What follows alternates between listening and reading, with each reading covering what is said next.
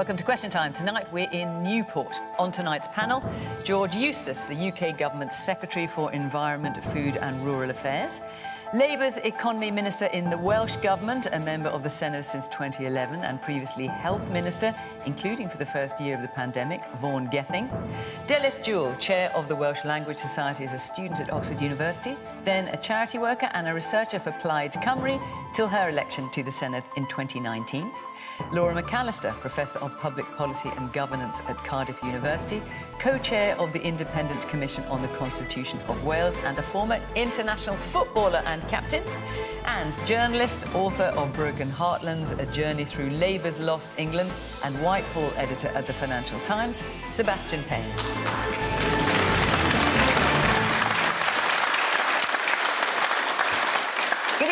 Welcome to my panel here. Welcome to our audience here in Newport. Great to see you. And, of course, welcome to you at home. Thank you very much for joining us.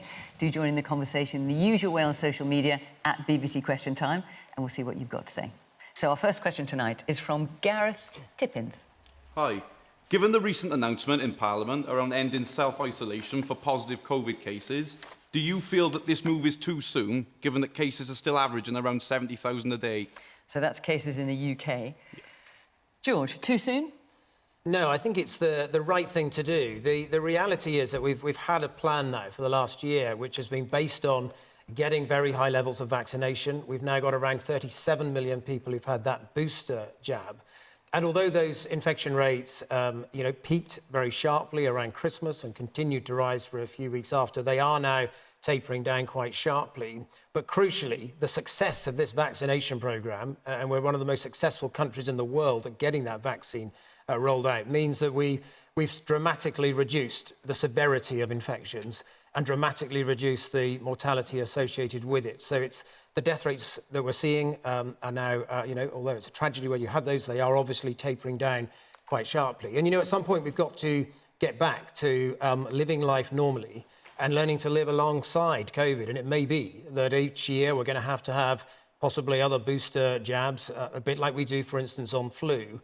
But it does now feel that we're at the stage where we're getting weaker strains of the variant. The success of the vaccine means it's the right time to do this. And what SAGE, which is the scientific advisory body that advises the government, says they've not given an opinion on this, they haven't been consulted on this. So where's the advice coming from for this decision? Well, the Prime Minister obviously has got the Chief Scientific Advisor and the Chief Medical Officer. So have they recommended this? Well, obviously it would have been discussed with them, yes, but we always intended to... So they've agreed to this, just to be clear? Well, I haven't... they would have actually given advice on this, yes, but the crucial thing is you only have to look at the data. And we took a decision just before Christmas actually not to increase the levels of restrictions we had, even though at that point infection rates were rising. And that's because we could see a lot of quite strong evidence, particularly from South Africa, that the severity of this strain was weaker and that the vaccines would be successful. And they have been. And indeed, here in Wales now, we're seeing a similar loosening of those restrictions, and that's the right thing to do too. Delyth, you're shaking your head. Yes, I am shaking my head because, well, for one thing, I think that it's quite obvious that George hasn't been told what this evidence is because presumably the evidence isn't actually there. It's published every day. I totally understand and feel empathy completely with the fact that people want to return to normality. Goodness me, I want to return to normality. It's been the worst 2 years of my life. But we need to make decisions motivated by facts. I think everyone can tell that this decision is not being made with the facts in mind. And really, I think it is quite distasteful that the Prime Minister is willing to imperil people's lives in order to save his own skin politically. There's a few hands. Let's hear from, yes, the woman there in the black and white top. I think it's not good enough to say, I'm sure the Prime Minister would have talked to these people, the health advisors. There's people who are very vulnerable and have been scared for many years. They need to feel confident that decisions that are made, they're going to be safe living their lives. It can't just be an off-the-cuff decision to get him out of trouble. It needs to be well thought through, and people, to get the economy going, need to feel comfortable in doing that. All right. The woman there with the glasses on her head, yeah. It's obviously purely political decision for Boris Johnson to make this announcement right now. Anybody who thinks it isn't a save his own skin exercise is a bit deluded. And I think moving forward, when everybody says we need to learn to live with this, the emphasis should be on learn. And in Wales, I don't think we've learned any lessons at all. I lost my dad to hospital-acquired COVID in January last year. Over a quarter of deaths in Wales from COVID are through hospital-acquired COVID. There's been no investigations at all. Nothing has been learnt. And in a latest infection report from a hospital in December, the same mistakes are being made over and over. In January, in the first wave, the mistakes were made. Second and third wave, people have been too busy to have a proper review or inquiry. I joined the bereaved COVID Families for Justice, Cymru. We're calling on a Wales COVID inquiry. Everybody in Wales is behind it, except Welsh Labour, who made the decisions here in Wales. It's wrong, and we deserve answers. And as a country, we should be having this debate and talking about it, talking about everything. People suffering with long COVID now, businesses, we should be having that discussion, learning lessons and healing as a country. Vaughan?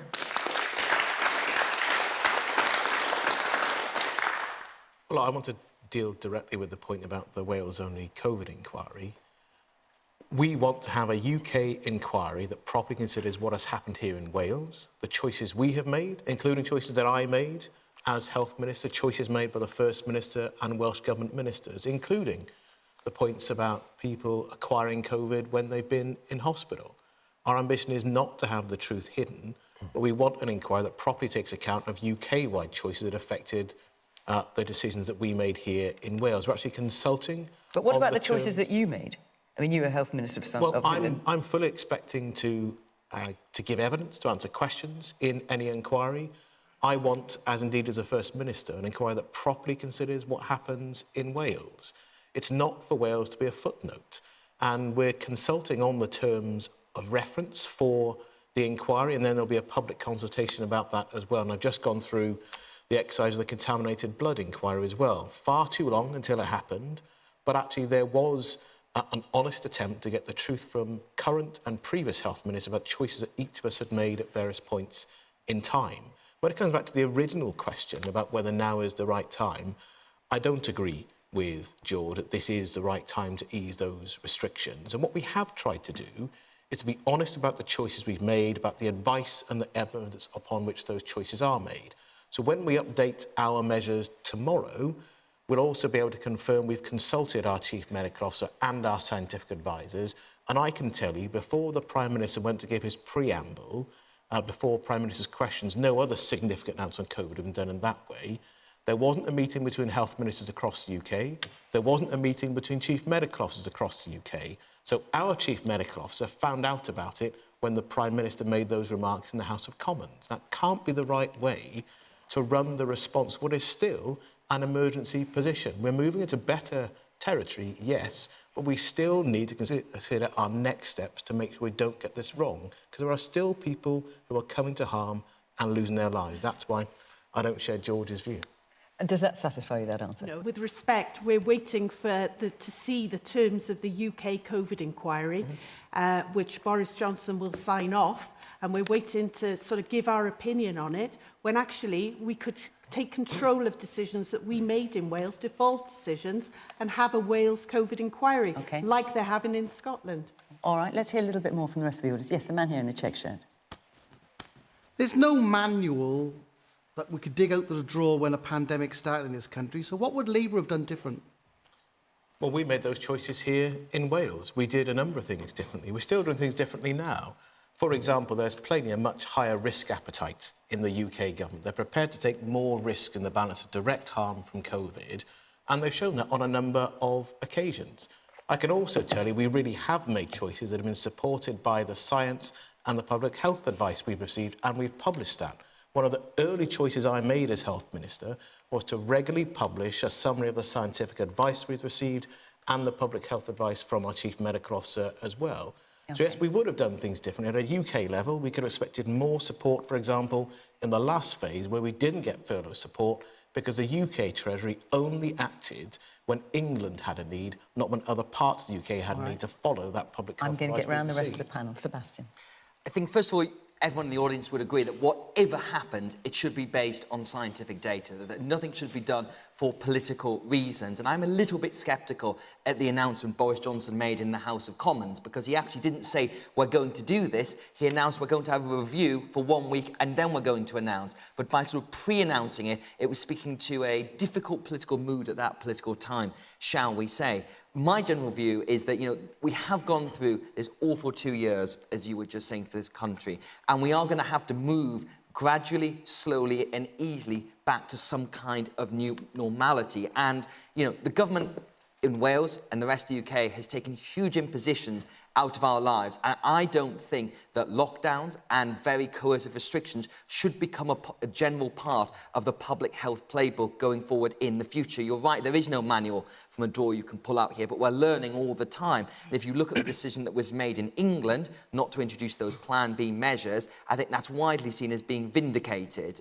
whereas obviously other parts of the UK took a different approach there. So we should always remember that we do have to gradually move out of this. But the idea that, when all these regulations get pulled back, people don't have to isolate if they're ill at home, I don't have a problem with that, and I think most people will do it anyway. But again, that's the difference, moving away from the government telling people exactly what you have to do all the time to people taking responsibility for how they interact with this disease. So I want to see the evidence. I think we need to see what SAGE has to say about this, and if it's backed up by the evidence, then that's the right thing to do. But if it's not, then we should wait. Laura.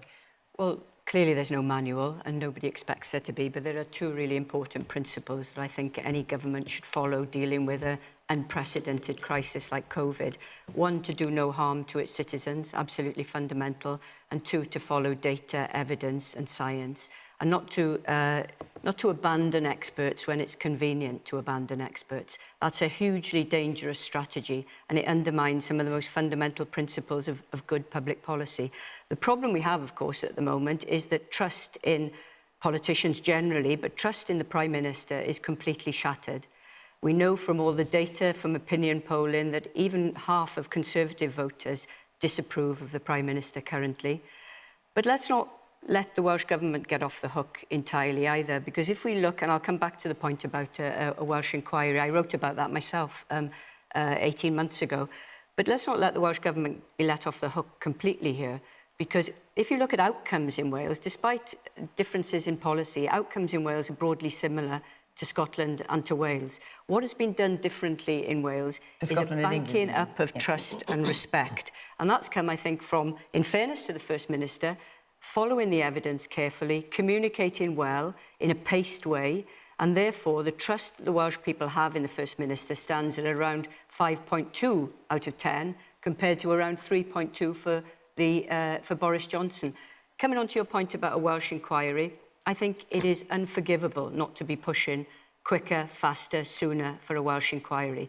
Because if we are a mature political society with our own government, it's all very well celebrating successes and criticising governments across the border, but we need to get our own house in order. We need to be challenging with ourselves. We need to be self-critical, and we should have launched an inquiry when there was an opportunity, probably 12 months ago. But of course, we had a Senedd election at that time, and it was unlikely to happen. But nearly a year has gone since then. OK, I'm going to move on and take another question. Before I do, I just want to tell you that next week we will be in Leeds, and the week after that we'll be in Harrow. So if you'd like to come and be part of our audience, do go to the Question Time website. You can follow the instructions there and come and be part of the programme. So that's Leeds and then Harrow. We'd love to see you. OK, let's take another question now from Stella Cosgrove. Are the problems in the Met Police much deeper than Cressida Dick's leadership? So Cressida Dick, the head of the Met, has resigned. She's quit. I mean, just hours after she'd said in a radio interview that she had no intention of going, but she's issued a statement saying she feels she had no choice after a conversation with the Mayor of London, Sadiq Khan. Sebastian, are the problems at the Met much deeper than Cressida Dick? They certainly are, and I think this should be a moment to have a conversation about whether it's time to break up the Met Police, that it's too big, it's got too many responsibilities, and it's this weird hybrid of London's police force, but also a national police force as well. And I think the reason that Cressida Dick has gone. I think, by the way, it's right that she has gone because she's lost the confidence of very senior politicians, but also I think the general public. If you think back to what happened with the Sarah Everard case as well, I have dozens of female friends who still don't feel safe in London, still don't feel they can walk the streets at night, and have still not been reassured that the Met is serious about reform. But you look at all the scandals the force has had in recent years. You've got the messages at Charing Cross police station, absolutely appalling sexism there. You've got the botched investigation into the Downing Street parties, the murder of Daniel Morgan, Operation Midland into the Carl Beach accusations. The Met is just clearly not fit for purpose in any way. And I think Cressida Dick tried to put forward a plan to renew it, but just did not have a grasp of the situation. I think personally, many of her comments to the public have been quite tone deaf. They haven't spoken to that need of change within the organisation. So I think that this should be a moment that national policing should be in a separate organisation, perhaps something attached to the Home Office, and the Met has to focus on winning back the confidence and trust of all Londoners. Man here at the front. Has Boris Johnson used the Metropolitan Police Inquiry to buy himself more time? OK, so we may get onto that, but let's focus on Cressida Dick just for a minute, because that was a question. Yes, a man there in the black jacket. The culture within the Met Police is very bad. It's riven with homophobia, it's riven with misogyny. The coroner at the inquest into the Stephen Port murders said that the investigation was beyond negligible. And yet 5 of those officers have gone on to be promoted, even though they were in the investigation. So it needs to be a root and branch restructure of the Met to get rid of the culture. And are you confident that that can happen? It may be now that Cressida Dick has gone, but I think it needs to be someone who's independent, not somebody from within the force to do it, but it needs to be an independent panel that does it. All right. The woman at the back there, yes. I think the issue around misogyny and policing is not restricted just to the Metropolitan Police. And while I think the decision of Cressida Dick to go is right, I think the police are us and we are the police, and misogynistic police reflect a misogynistic society.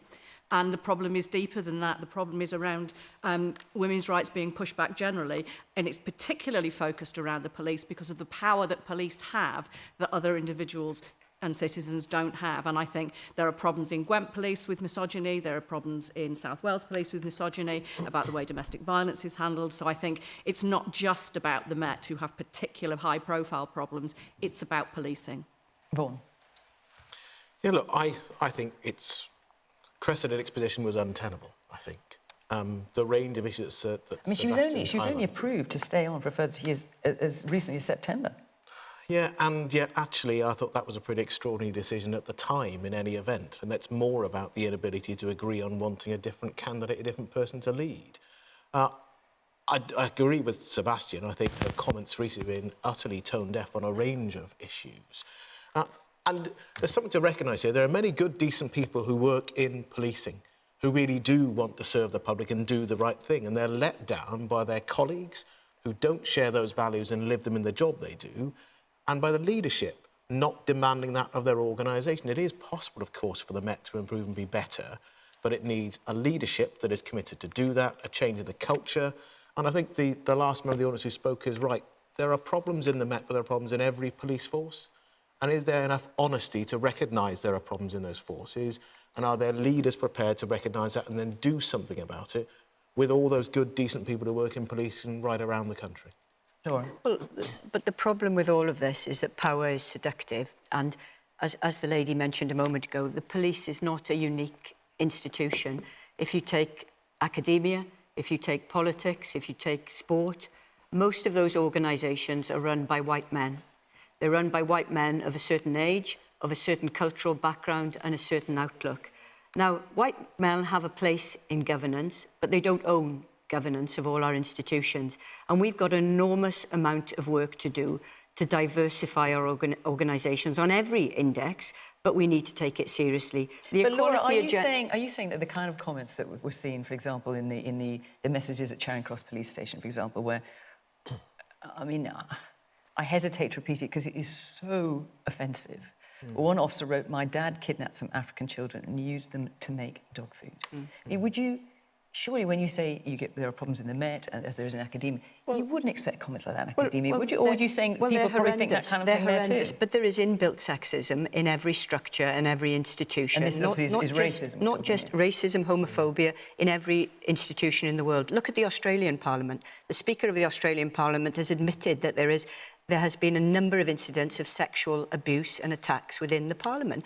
And I think we skate over this lightly at our peril, because we are not seeing the kind of structural change and diversification of our institutions to make them properly attuned to the population. And until we do that, appointing a new Metropolitan Police Commissioner will not solve these much deeper cultural issues. But isn't this the point, though, that the Met is a leadership organisation here for the whole country? And I think you're completely right about those awful other trends that exist. But I think when you look at the Met here, yes, it needs new leadership and it's going to get, and I think I would agree with some of the audience that they may look outside the organisation or maybe even abroad to try and bring in a fresh pair of eyes to this. But I think you've got to look at the very specific things, and there are just clear trends across the whole police force that leadership is failing. And the fact that Cressida Dick stayed in that role longer, and I think everyone would agree she probably should have left, shows that there is just a much deeper problem here about the structure of that force. Yes, the woman here. I think we're dealing here with a root problem, so it's not just at the higher level. We need to deal with this problem much earlier. I've been a teacher for quite a while, and the things I've been witness to at schools coming from students, even young ones. Like what? So some would just, for instance, a favourite saying of some of the students is, "Oh, you're gay," for instance. And they would... As a term of abuse, obviously. Yes. If that's how they're saying it. "She's just a girl." And it's a part of our society, regrettably. And we need to deal with it really, really early on and make it part of our society to educate young people and children not to use these things, not to make use of the old ways. And the woman behind you. Further to her point, what strategies have the governments got to address these problems and create more diversity and acceptance and general well-being within institutions like the police force or the NHS or academia or politics? What are you going to do to make sure that people are represented and it's not just white, straight, perhaps middle-class men of a certain age from a certain background? What are you going to do about it, George? Well, of course, Cressida Dick's not a white man, and so there's a lot of effort going in to broaden the diversity of our police force. But I think on this particular case, the question was whether the problem goes deeper than Cressida Dick, and the question really is whether she was the right one to sort out what have been a series of problems. So it's not even to say that she's sort of complicit in this in any way. Obviously, she's been using her best endeavours to try to do this. But she's lost the confidence of the mayor to be able to do that. We've had the Everard Has she case. lost the confidence of the government? Well, look, there's been a number of things over a period of time, but she was committed to trying to sort out these problems. I don't doubt her sincerity in that. Was she right to resign, do you think, today? Well, I think, look, the reality is that if she hadn't got the confidence of the London mayor, and Sadiq Khan has made this clear now over a number of weeks that he wanted to talk to her about this and was asking for some clarity on things, and he's taken a view today that he didn't have that confidence. Our view was that she was committed to trying to sort this out, and it was right to give her the space to do that. Oh, so do you wish she'd stayed? No, I think in light of the problems they've had, particularly with those revelations around Charing Cross, which comes on top, as a number of others have said, of many other issues. You probably do need somebody different to try to sort this out. So she was right to go today? Yes. But isn't it strange that the Home Secretary didn't see fit to give her less time then? The Mayor of London did. I mean, how much time do you need to sort out a whole series of pretty awful disasters that we've outlined here? Isn't it strange that it took the Mayor of London to make that decision? Well, look, the Home Secretary has obviously been talking to her and working with her closely about the plans that she had to sort out these issues. And I simply say, it is obviously, she's given 40 years service. She has been trying to sort these problems out. I think the truth is there's been now a catalogue of different issues, and it probably does need a change of leadership to be able to resolve this issue. But, you know, I think you should also, along the way with this, recognise that, you know, she was using her best endeavours and trying to sort this problem out, but in the end, it's just become too much for her. Done. I just think it's extraordinary that it's taken until now for this to happen. If we're thinking of Cressida Dick and her tenure recently, at least, with the Met, two images seem to loom large because, you know, we're visual, aren't we, in terms of how we think about things often. The photograph, which has come to stand for so many of these parties that had been happening during lockdown in number 10, and then set against that photograph, the photograph of the woman in the Sarah Everard vigil being forced to the ground. There are two duties, surely, that the police have to, or two duties they have to uphold. One is to hold the people who break the law to account, and the other one is to protect the public. Now, both of those images show that the Met was failing in both of these ways. And I think that her position had become completely untenable. That had happened a long time ago. It was a complete lack of leadership that it had to come to this. Let's take another question now from Josh Packford.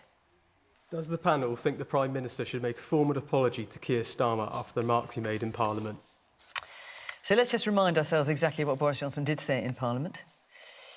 He called Starmer a former director of public prosecutions who spent more time prosecuting journalists and failing to prosecute Jimmy Savile. He then issued a clarification later on.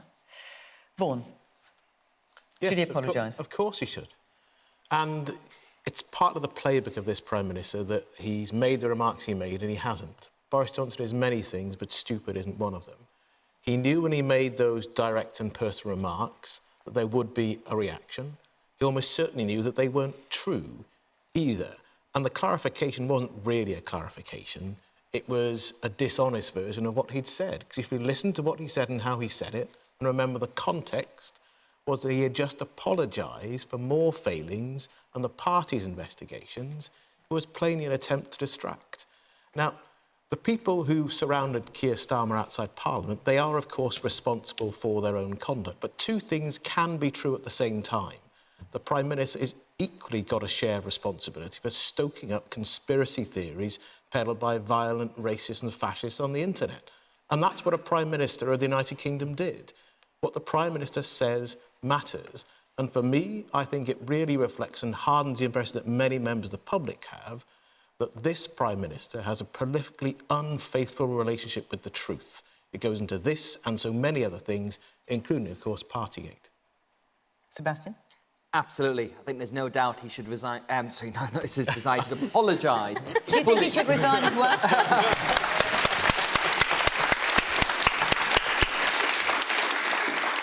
I think on the Prime Minister's position, obviously, because you go back to the Met point earlier, we've got criminal inquiries, and I think those inquiries will clarify fully, has he broken the law and has he misled Parliament? If he's done either of those things, his position is untenable. But we've got those inquiries and we see where they go.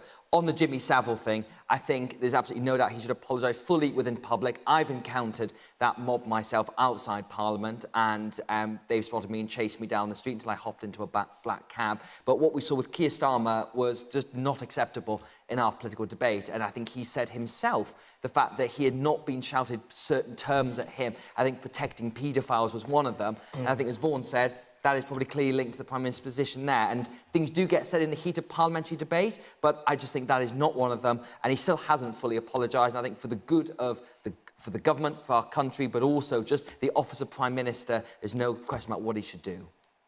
George? Well, look, the attacks that we saw on Keir Starmer from that group of protesters were, you know, completely unacceptable. The Prime Minister's condemned that. We all condemn that.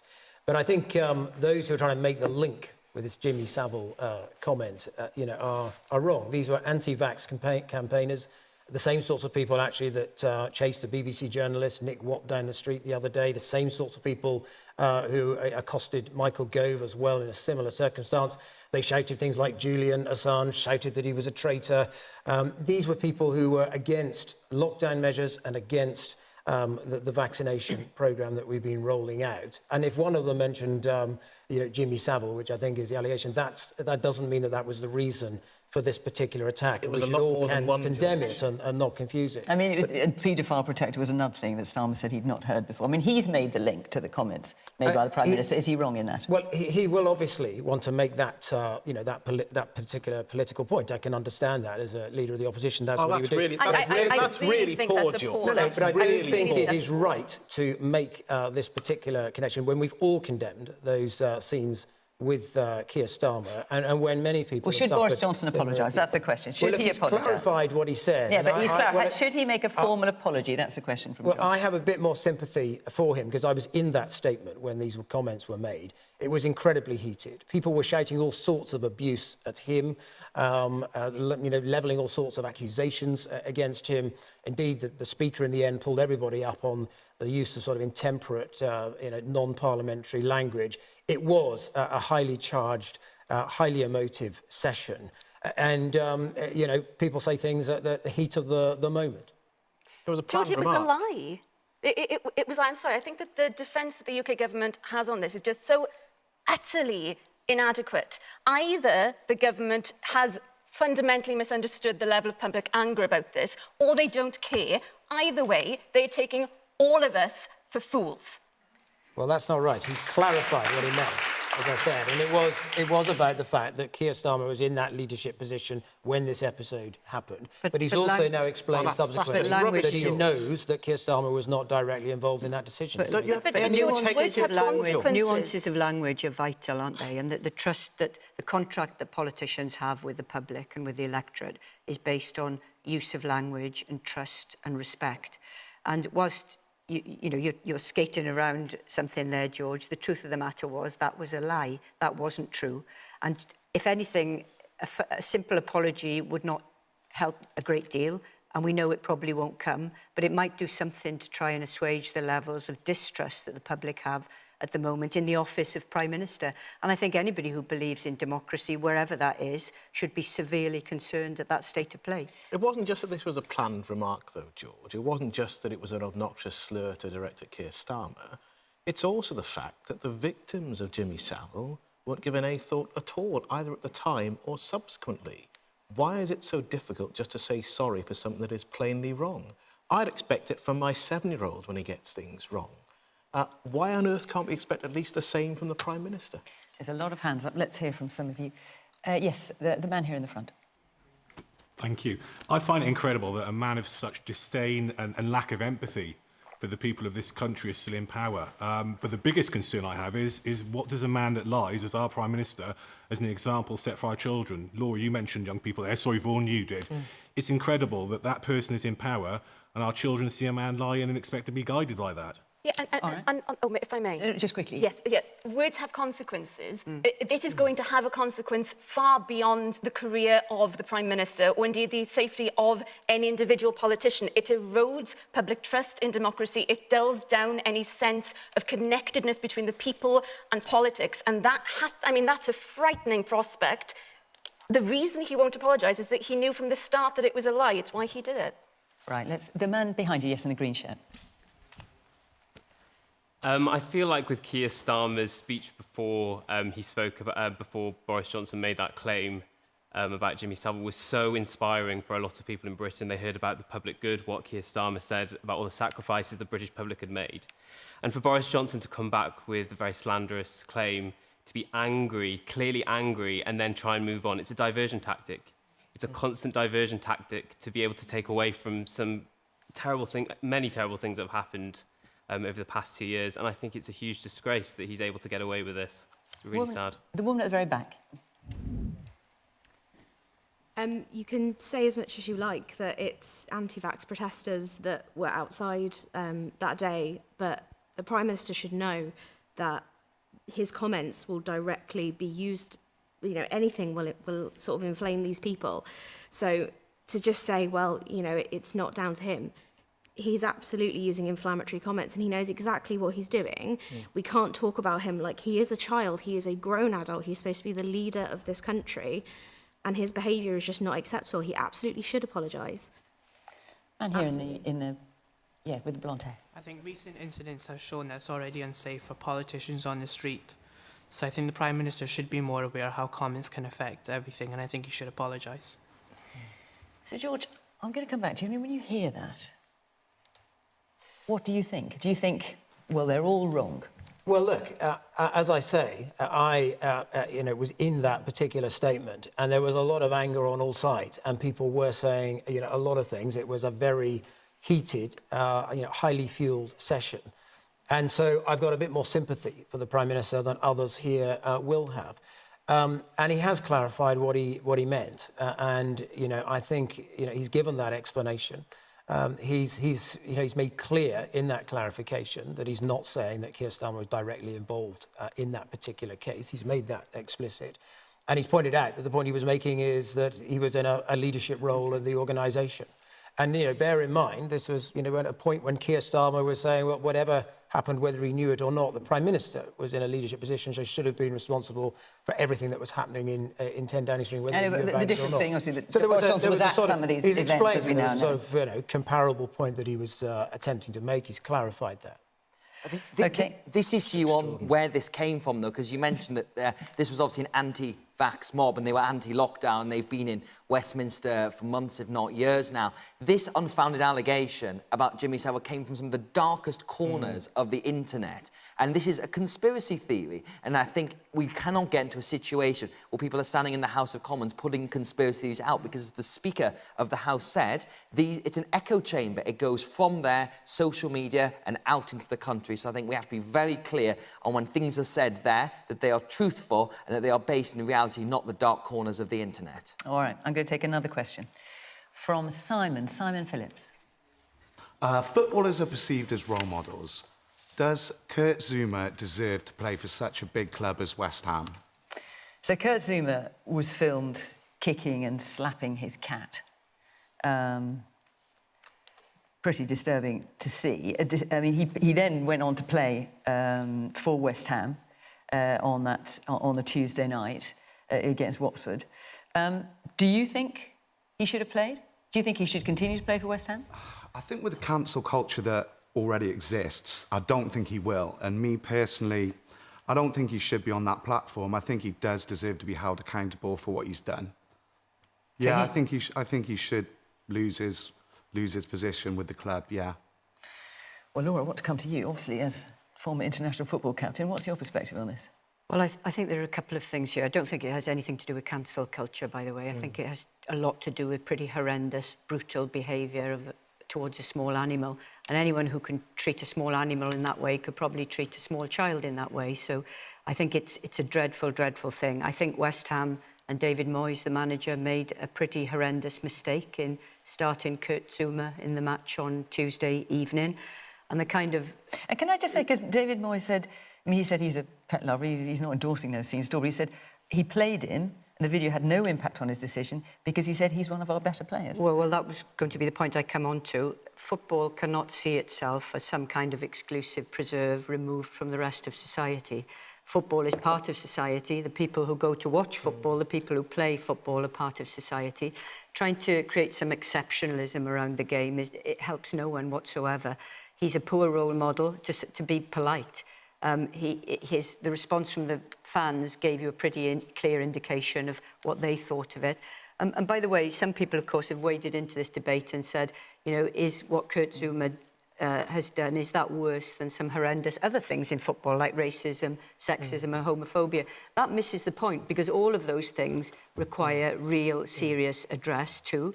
And the fines that some of the players who've been guilty of sexual assault, for example, or racism, have been far, far too lenient. But let's not get those issues confused with this issue about Kurt Zouma, which is pretty heinous and pretty horrible. Round the back in the green jacket. I agree with what the panel was saying regarding Kurt Zouma, and I'm a bit worried that we're realizing this aspect or this set of abuse on animals now, when we have like shootings of birds up in the north as sports or classified as sports, or you have horse racing as well. So we've been seeing these things time and time again. So hang on, just to be clear, so are you equating horse racing with kicking and slapping a pet? Well, in terms of the horse racing, so the process of obviously doing that race itself, that can be classed because you're using a whip on a horse. I think... For a limited number of times. For a limited number of, yeah, but that could be classified as well. So I'm not condoning on what Kurt Zuma has done. Okay. But I'm just saying it's funny how obviously this is blown now out of proportion, or blown out of proportion. It depends on how we perceive it, when this has been happening all through for years and years under our noses. OK, the man there in the very colourful shirt. No one mentioned about the child. There's a child involved and he's been taught. Yeah. I mean, it's probably more important than the animals, but... So this, I think, was Kurt Zuma's child who was in the there film. in the kitchen at the time when this was going on. Yes, the man here in the front in the blue shirt. Are we reaching a point now in society where we can't call footballers role models anymore? George? Well, I think these were shocking scenes that he posted online. I know that the RSPCA have already been investigating this. I think that the 2 cats that he had have now been taken away from him. And the RSPCA will also be working very closely with the police because, you know, this might well be, a clear breach of the Animal Welfare Act. And one of the things, that I've done in my time in DEFRA is to actually increase the sentencing for, egregious animal cruelty to 5 years. It used to be just a 6-month maximum penalty. We do get, sadly, some terrible cases of cruelty to animals. We've increased the sentences. But look, there are laws there. And rather than necessarily worrying about whether he's still employed by the club or not, I understand the issue. Would you think he should still be playing for the club? That's the question. Well, that was the question. My view is that that if he's broken the law, and there will be an investigation on this by the RSPCA working with the police, then there might even be grounds for for a prosecution. And I know that's something they'll be looking at. It's too early to say at this stage. But that's perhaps what we should be thinking about rather than worrying about what club or other he might play for. Dan. I think that we have to hold people in public life to a higher standard. And we were talking earlier, weren't we, about in another context about how we need to look at how we are educating children about equality, about what is right and what is wrong. So often with football, people do look towards footballers and so many sports people as role models. I mean, we've seen in Wales, Gareth Bale, so many of our fantastic squad here, but equally in England as well, the England football team last year had really got, I know, a real sense of national pride, just like we in Wales feel in the Welsh team.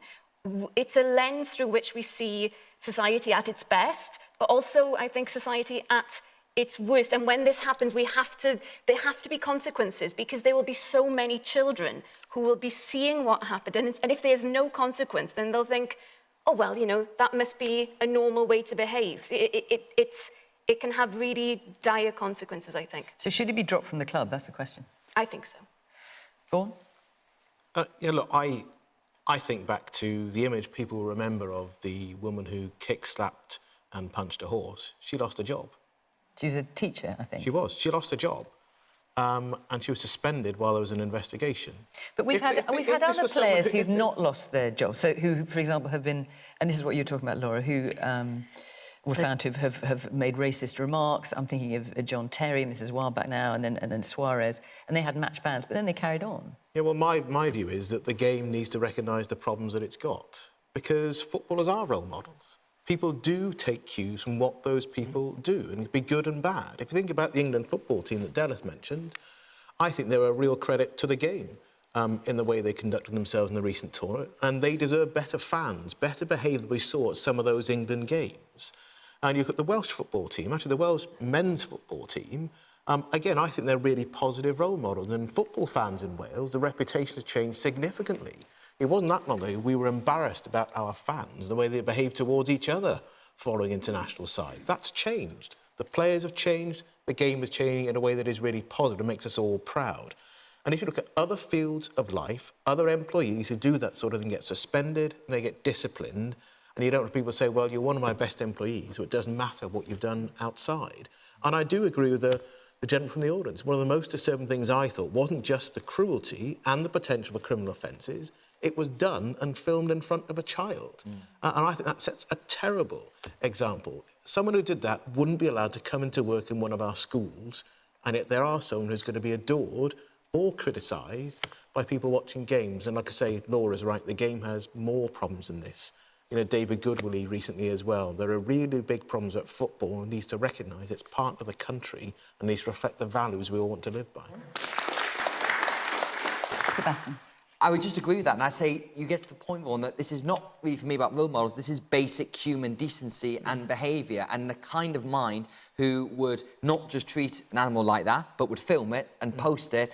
What kind of person should be in any position where they're public-facing if that is how they think and that's how they perceive animals here? So I think, for me, footballers are role models. There's no way out of that because they are some of the most prominent people in the country. And I think if you look back to the England squad in the Euros and how that symbolised a big moment for the country, I think that was very impressive. But I think in this instance, it just has to be about someone like that. I don't see why they really have a place in public discourse. Just one very small point about the racism issue, which has come up in connection with this. I think there's been a misunderstanding that racism in football is about speech and about abuse, verbal abuse, but it's much deeper than that. There have been cases of racist assaults and so on, and that's why people are getting the two issues slightly confused. We should be consistent in our treatment of all of these matters because all of them are a huge stain on our incredibly beautiful game. OK. Let's take a final question. We've just about got time for it from Judith. Judith Richards. Hi. What immediate opportunities does the newly appointed Brexit Opportunities Minister see for South Wales? So you're talking about Jacob Rees-Mogg, of course, who Yes. has appealed in the paper today for ideas for a kind of bonfire of red tape brought about by the EU. Delyth. Yeah, Brexit opportunities or Brexit opportunist. I mean, the point has been made. It's not my point. I saw it online that this is possibly the only job so far that has actually been created by Brexit as a result of Brexit.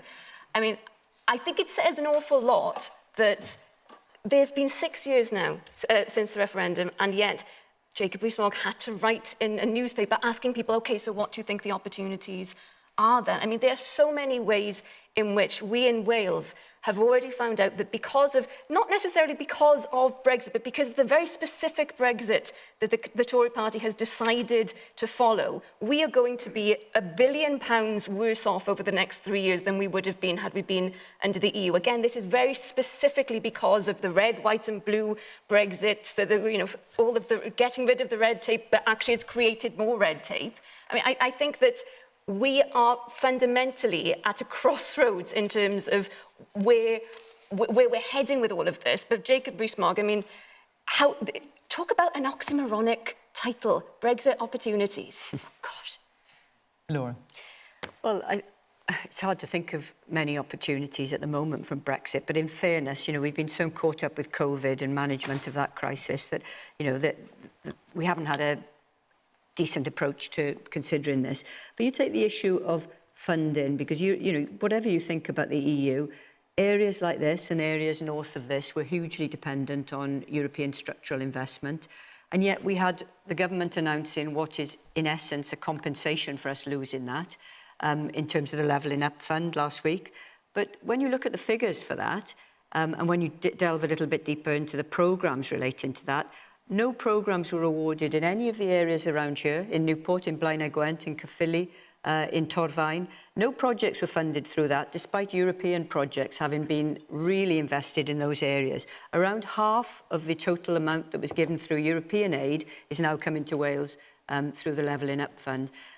Even worse, in my opinion, is the threat to the democratic accountability of that, because Vaughan will have more to say on this than me, but the Welsh Government and the Senedd has been completely bypassed in the organisation of Levelling Up. There needs to be a respect agenda, whatever happens with Brexit. We can't just have a UK government ignoring a democratically elected government in Wales and when it suits it, because the people of Wales, for right or wrong, have elected Vaughan and his colleagues, and they have a right to be treated with respect and honour and participation in any funding programme. Okay. Let's hear from a couple of the audience. The woman there in the black top. Thank you. Brexit is simply crippling industry in the UK. I live it every day of my job. What does the government... And what is your job?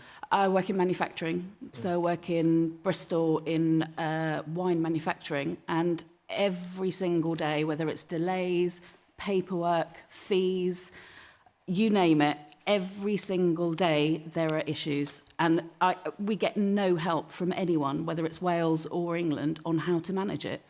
Companies are going bust, small companies who don't have teams that can look at this sort of thing. We're at a loss. We're an absolute loss. How do we deal with it? George, how does she deal with it? Look, the crucial thing that we've gained by leaving the EU is just that regulatory freedom to be able to make laws that work for us. And we have. So why do you think everyone's... Look, why is everyone laughing at that, George, do you think? What do you think that response means? Look, I've worked in DEFRA, department, for around 8 years, both when we were in the EU and since we've left. And the truth is that around 80% of all of the laws that we were responsible for were handed down from Brussels. And it was all about trying to avoid this or that piece of litigation. Utterly stifling, completely unable to pursue creative policy. So what do you say directly to the woman there, George? Because, I mean, it's a point of question time. You have people here and they put their points to you. She is saying that it's just crippling her business in terms of paperwork, shortages you mentioned as well. Well, look, if it comes... so there is, as a result of coming out, yes, of the single market and coming out of the customs union, which gives us the freedom to do trade deals with other countries around the world, to gain a seat at the table in international negotiations in that way. Yes, it does mean that there are customs declarations that have to take place. But, you know, companies that trade around the world do those declarations anyway for countries around the world. The world's much larger than the European Union. It does mean that some companies that are heavily reliant on exports to the EU, yes, will have to fill out a customs declaration. But, you know, the evidence is that they're actually getting used to that. So if you look at the Scottish salmon industry, for instance, their exports have actually increased since we've left the European Union, despite the fact they've got some extra admin. But the real prize is that regulatory freedom. I'm seeing it in all of our areas. Wales will have more power than it's ever had through being in the EU, because the devolution settlement means that many of the powers we've taken back from Brussels will go straight to the devolved administrations, and they'll have far greater freedom than they ever had as an EU member. OK. Is that how you see it, Vaughan? No. Look, however you voted in the referenda, the reality is as it is now. The form of leaving the European Union that's been chosen does create extra burdens for businesses to trade with Europe. It isn't just the challenge around trade with Europe. We've actually seen a fall in trade with the loss of with the rest of the world as well, actually. And the challenge is whether or not we're going to see promises kept about what we were told would happen. So Delyth's right, the £1 billion we're going to lose, and Seb can tell you this as well, because his colleagues in the Financial Times confirmed that's the loss to Wales over the next few years. But it is more than that. The extra paperwork makes a real difference for businesses. When you see those giant lorry queues near Dover, that is as a result of having to fill out more declarations. It makes a big difference about how trade flows. It's not simply a matter of signing your name on the bottom of a piece of paper. It makes a real difference, and that puts people off from exporting and importing, and that affects jobs, businesses and investment here as well. I just wish we could have a bit more honesty about the reality of having left the European Union and being a third country. And rest of the word trail deals, I can tell you, I spoke to the Farmers Union of Wales today, not Natural Labour supporters, I can tell you, but actually they're desperately concerned about the trade agenda and the fact that George's government is happy to offer up agriculture as a make-weight in rest of the world trade deals that won't replace the challenge to our trade with the rest of Europe. Our biggest trading market is with Europe. Welsh lamb, we won't be able to export that in the same numbers still and to grow it to Europe. Okay. The barriers that are put in place by George will make that much harder rather than easier. Let me hear from the audience quickly. We haven't got that much more time. The woman in the black and white top. Basically, we had a party political broadcast earlier on this week by the Conservatives who said that actually Welsh farmers had much opportunities in sending Welsh lamb to Australia. I didn't, you know, I think Australia have got a few more sheep than we have. They have. They've got lots and the woman in the turquoise cardi. Okay. I think poor old George is doing his best to tell us that it was a good idea to leave the European Union, but I can't think of a single benefit that has come out of it yet. And that's the thing, that Jacob Rees-Mogg had to ask people, what do you think that the opportunities might be, what the benefits are? And again, I'm afraid it's another example of Tory lies, because we were told we would be not a penny worse off. Instead, we're going to be £1 billion worse off. And this just, again, I think it erodes public trust. I didn't see any of these things written on the side of a bus, did you? Sebastian. Well, my view on the opportunity, to use that word, is really 2016 was, for me, a cry from big parts of this country that they were not happy. They wanted change. They were not happy with their communities, their economic settlement, their social settlement, and they felt left behind, for want of a better phrase. And this is something that I've spent a lot of time and I've written a book about. And I went round the country, 6,000 miles over a year, and this was all in England, but I think a lot of the problems you've seen in the Red Wall, those places that voted Conservative for the first time, you can see in Wales as well.